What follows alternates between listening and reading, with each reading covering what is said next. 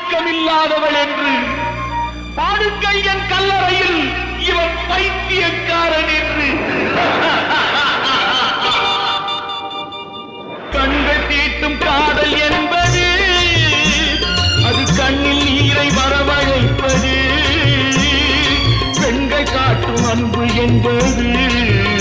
நம்மை பித்தனாக்கி அலையவை